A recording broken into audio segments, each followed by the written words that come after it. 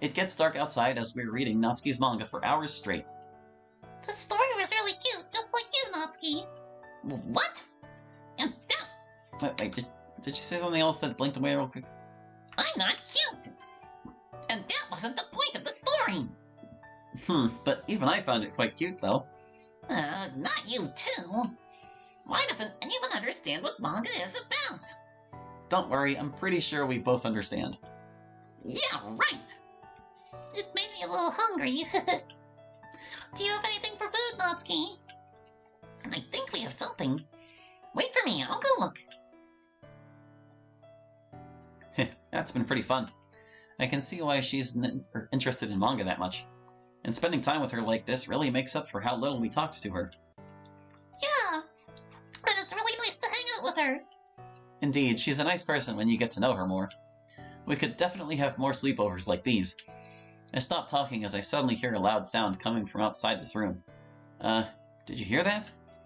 Yeah, it came from the living room. Heh, what is Natsuki doing there? What if she's gonna cook for us? Oh, that would be great. She's good at cooking. But what could cause a loud noise like that? It didn't exactly sound like it's anything that could...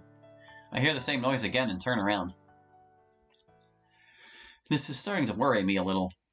Should we go check up on her? That would be for the best. Alright, follow me then. After we step towards the door, I wait for a while to see if I can hear the sound again.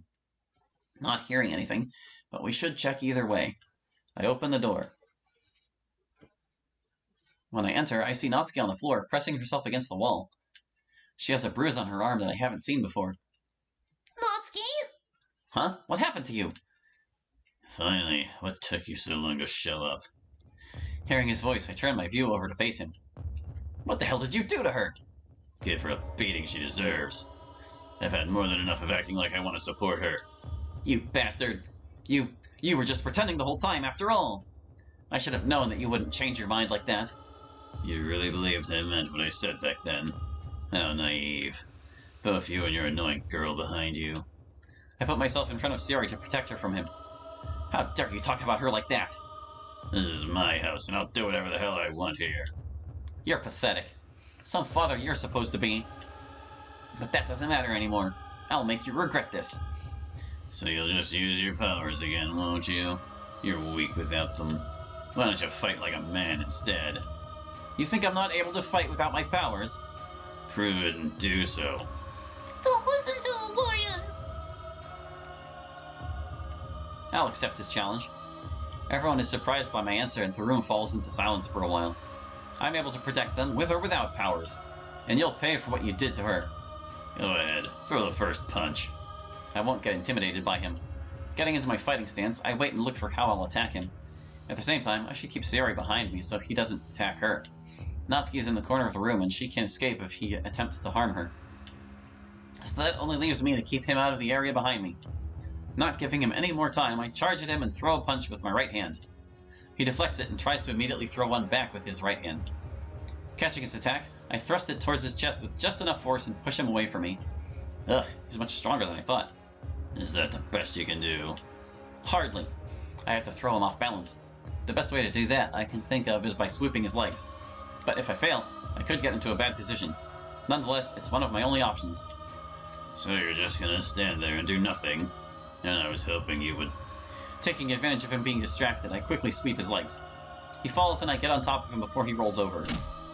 I land a hit directly on his face. But I thought he was flipped up. Whatever. Not expecting him to put a lot of force, he manages to push me hard enough to throw me off of him. I stand up as fast as I can to regain my balance. Damn it. I have no doubts that he can defeat me if I won't be careful. Not bad. You have some fight in you after all. Don't underestimate my capabilities just because I used powers against you last time. He charges at me and I'm prepared to deflect his attack. But instead of attacking, he pushes me back and pins me against the wall. Damn it! I let my guard down. Thank God Sayori went out of the way in time. Warrior! Stay away from him, Sayori. Help Natsuki, I'll handle him. He starts putting more pressure into the pin. To get out of my position, I kick him using my feet and fall on the floor. I use the wall behind me to get more balance and stand up before he takes advantage of my fall. Now I should know when he'll try to do this again. Not giving me any time, he tries to charge at me and pin me again. but I deflect his attack by pushing him off to the side while dodging in the process. He falls on the floor but rolls over before I'm able to take advantage of it and stands up. But now I'm in front of Natsuki and Sayori. Good.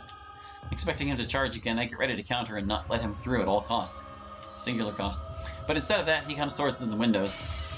He breaks them with his feet and grabs a glass shard. So that's your plan, huh? Statement not a question. I expect him to either start throwing them at me or use them up close. He runs towards me and I get ready to grab his hand that holds the shard. A bit of my clothes get torn, but I manage to grab his hand and turn it away from me. He uses his other hand to try and throw me off my balance, but I catch it and struggle pulling him off. I can already feel how scared Sayori and Natsuki must be right now. But I can't be distracted. I have to focus on not letting him cut through my hand. I'm beginning to be slowly pushed back as we struggle. No, I can't let him get me any closer to them. I have to risk it and break out of this. I begin turning the direction of where I get pushed away from them. Now I have to get back. There's no other option. I succeeded getting out of it, but he swings his hand and cuts my arm in time. Ugh! It didn't go too deep. I should be fine. And now I'm in a position where I can get a piece of the broken glass before he catches up to me. But he could turn around and hurt them with his own. I can't risk that. What should I do? Before I come up with anything, he attacks me with the identical movement, and I use both of my hands to get a hold of his hand this time. Letting out the most force I can, I twist it against him and start pushing it towards his chest. He tries to get out of the position, but I stop putting pressure to make him push forward. He falls for my trap, and I kick his legs to make him fall to the floor. Grabbing my hoodie with his other hand before he falls, I fall with him, but manage to keep the point of the shard facing him. I see blood on his hand from holding the shard too tight. This could loosen his grip and force him to drop it. I just have to keep this position a while longer. You son of a... You should have never hurt Natsuki. Now I'll make you suffer. He drops the shard and scratches my hand with his other hand. I release the grip on him and land a hit directly on his face with my right hand. Before I throw another punch, he hits me back and I fall off of him. Damn it, I almost had him. We both stand up and regain our balance at the same time. Brian, are you okay? I'm fine, don't worry. This is a lot harder than I thought, but I can't stop until he's done. He picks up the shard and prepares to throw it at me. I pay close attention to how he's aiming it to properly avoid it. He throws it and it cuts my hand as I attempt to dodge to my right. Ugh, damn you. I cover the wound with my other arm, but to keep my eyes locked on him. It's bleeding quite a lot, but it isn't fatal yet. Well, you're not gonna die that quickly. Sayori and Natsuki look even more worried now, but I know that they trust me and I can't let them down. I'll wait for him to try and take advantage of my weakness. Sure enough, he attempts to deal a heavy blow from the right. I duck down and give him a punch from below, causing him to lose his balance temporarily. But the wound starts hurting more, making me unable to follow up my counterattack. I've dealt a lot of hits, but it's barely enough. I'll have to tire him out. It's likely my only way. Energy isn't a problem for me, but I have to be twice as careful now. Just use your powers, it doesn't matter! I'm able to protect you without them, and I'll prove it. You look like you're barely able to fight. Don't think that a scratch like this can stop me. You'll have to do a lot more than that. He doesn't think twice before charging at me again. I keep my stance solid and catch his attack in time. And now I'll do exactly what I planned. I tighten the grip on his hand as much as I can to lock him in this position. He tries to punch me with his other hand, but I catch it and hold it as tightly as I can. He struggles to break out of this position, and it seems like he's starting to get tired. But as I see a movement behind him, I look over there for a second to see Natsuki rushing towards us. What? What is she? Before I process what's going on, she jumps at him and wraps her arms around his neck. Because of their height differences, Natsuki gets above the floor and puts all her weight onto him. She starts strangling him, making him put his hand on hers. This gives me an opportunity to take him down. With my left hand, I deal a heavy blow on his face. I keep punching him until he falls down to his knees, allowing Natsuki to put her feet on the floor. You parasite! He attempts to hit her to get her off of him, but I catch his fist in time to prevent it. His strength is weakening as he's struggling for air, and thanks to Natsuki, he should black out soon. I only have to prevent him from harming her while he still can.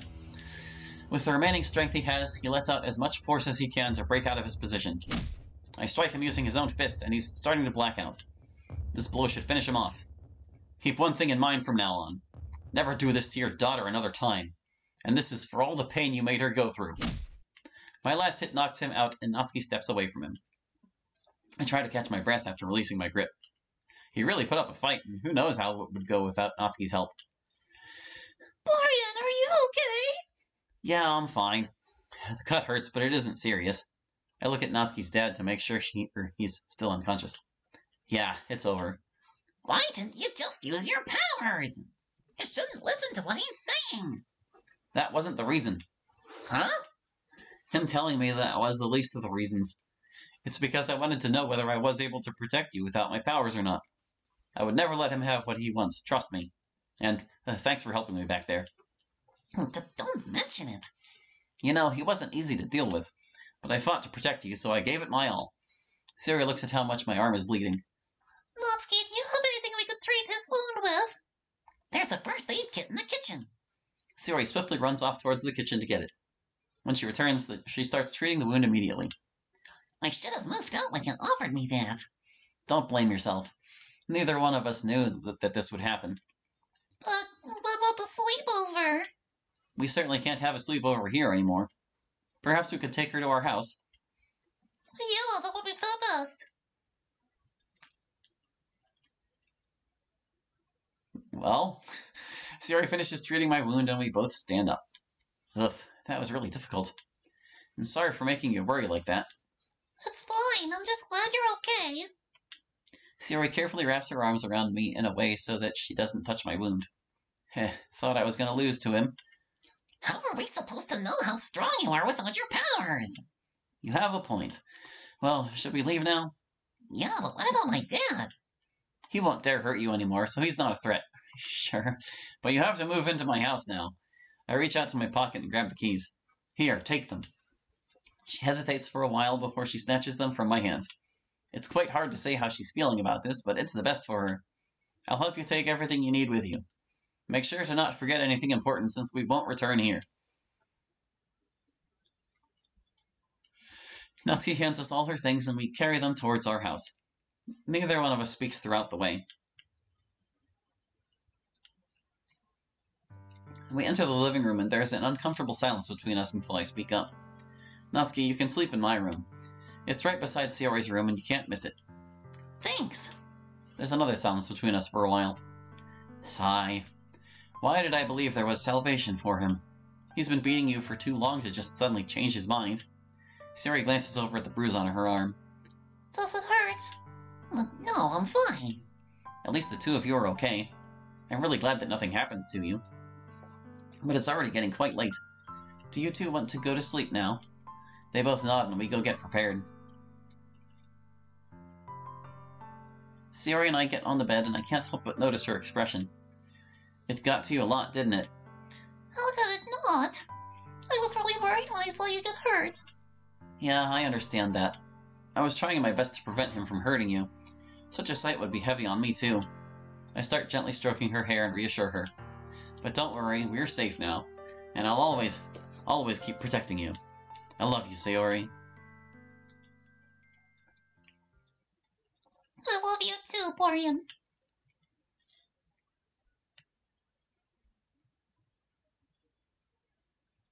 The wound caused my sleep to be a little less comfortable than usual, but it's a lot easier to handle when Sayori is by my side.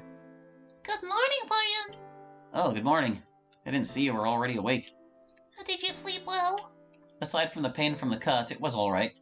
I'm more concerned about how Natsuki slept. Such an experience is more than likely to cause her distress. Yeah, poor Natsuki. I really hope she's okay. She's strong and I believe in her. But the situation she got into is nowhere near easy to forget, regardless if she's used to it or not. So I believe we should spend more time with her from now on. Well, we could take her to the park. I'm sure she would enjoy that and forget about the bad things. Heh, if you say so. Then come on, let's get ready and tell her that. After we get dressed up, we enter the living room to see Natsuki already awake. Finally, you two woke up. Oh, have you been waiting for us? I couldn't sleep, so I woke up early. I expected as much. And before I tell you what Sayori and I came up with, I want to ask you one thing. Do you want to tell the others about what happened? I'll tell them about it in school. Her answer stuns me for a while. I didn't think she would agree to tell them like that. This really shows how strong she is on the inside. On the inside? Alright then, I understand. And now to brighten the mood a little. I turn towards Sayori and she remembers what she wanted, or what we wanted to offer her. Oh, of course. Natsuki, do you want to come with us to the park someday? You mean the one near school? The way our sleepover turned out really threw us off, and that had an uncomfortable impact on us all throughout the whole night. So we thought of this as a sort of a compensation for it. Jeez, you make it sound so serious. But I guess we could go there someday. Heh, then I suppose we'll go this week. Whenever you have time. Well, what about Wednesday? We could go on Wednesday if we don't get homework. I could help you if you get too much homework. I can do it on my own. Alright, I see. I just don't want that to hold you back, since I assume that would be the reason why you wouldn't have time. But that aside, do you want to have breakfast with us? Sure. I'll go prepare it. Natsuki finishes her breakfast first and leaves early to move all her things to my house. This will be a whole new experience for her, so I hope she'll do alright. But with all that behind us, we make it on our way to school and go through all our boring lessons. Sayori and I leave the classroom as the bell dismisses our final class. Fortunately for us, we shared this last lesson and don't have to meet up. Heh, a pretty rough day, wasn't it? Yeah, I almost wanted to sleep. Why can't all of our teachers be more interesting? Some just do it for the money, you know. And that's wrong. We should do it to teach us something useful. Yeah, I agree with you on that. I put my hand on her hair and give her a smile. But at least the literature club is full of nice people. So let's get going and not make them wait any longer, alright? Okay. They talk like teacher salaries aren't garbage. Like usual, the two of us are the last ones to show up in the club. Hi, everyone! They come towards us and we greet each other. So what did you want to tell us, Natsuki? Judging by Yuri's question, Natsuki has already told them that she wants to talk about what happened yesterday.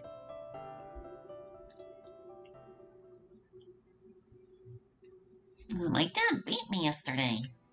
Straightforward, just like I expected. But didn't you make up between each other? I have a feeling that Natsuki doesn't want to be the one talking about it further, so I speak up instead. That's what we all thought. But when we had a sleepover at hers yesterday, he beat her up and said he was pretending the whole time. I pulled my sleeve up to show them the covered wound. Him and I had a fight, and I didn't use my powers because I wanted to know whether I'm able to protect you all without them or not.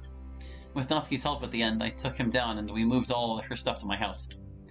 And that's so awful. But at least he can't hurt you anymore. I'm sorry to hear that. It's fine. I should have known that he was just pretending. She swiftly leaves towards the closet and shuts herself in. It's heavy on her. I hope that you all understand why she's reacting like that. Of course. I'll go talk to her and try to lift her mood a little. I'm leaving it on you then.